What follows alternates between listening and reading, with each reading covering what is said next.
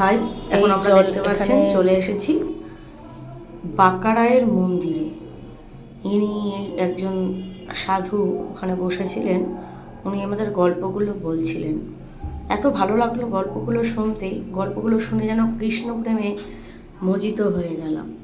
তো দেখুন, এখানে বাঁকারায় তার মায়ের স্নান করার জন্য সমস্ত গঙ্গা যমুনা সবাইকে একসাথে আহ্বান করে এখানে জড়ো করেছিলেন এবং তিনি এখানে হাঁটু গেড়ে অন্তর্ধান হয়েছিলেন।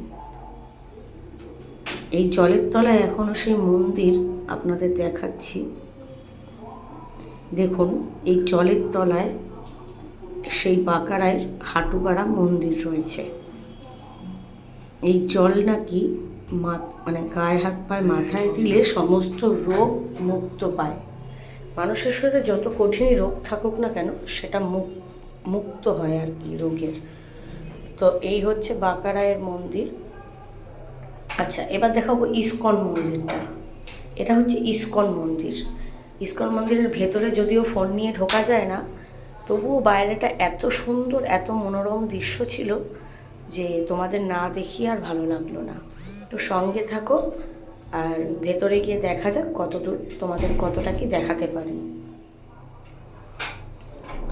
তো দেখতেই পাচ্ছ কত লোকের ভিড়। এই প্রবেশ পথ, এন্ট্রি পথ। এখানে আমরা এবার আস্তে আস্তে ঢুকছি। এখানে নানান ধরনের ভগবানের প্রসাদ বিক্রি হচ্ছে।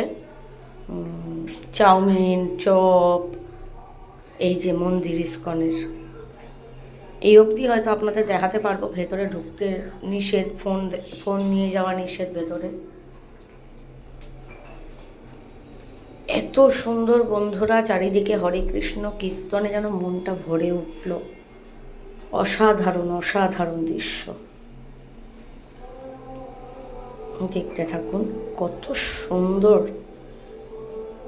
যারা কারিগর যারা, দারুণ। এই যে দেখতে পাচ্ছেন, এইটা হচ্ছে বাঁকারায়, যিনি হাঁটু গেড়ে ওখানে অন্তর্ধান হয়েছিল।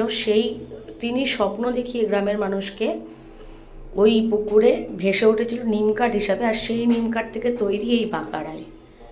এটা হচ্ছে বাঁকারায়ের মন্দির। দেখুন কত মানুষের ভিড় লেগে রয়েছে এখানে, দেখতে পাচ্ছেন।